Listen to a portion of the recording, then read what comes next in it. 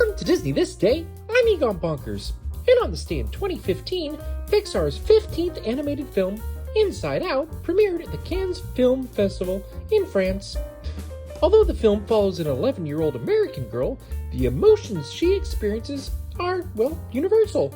Joy, anger, disgust, fear, and sadness were received enthusiastically by the international audience, with one source saying Inside Out got double the applause of any other film.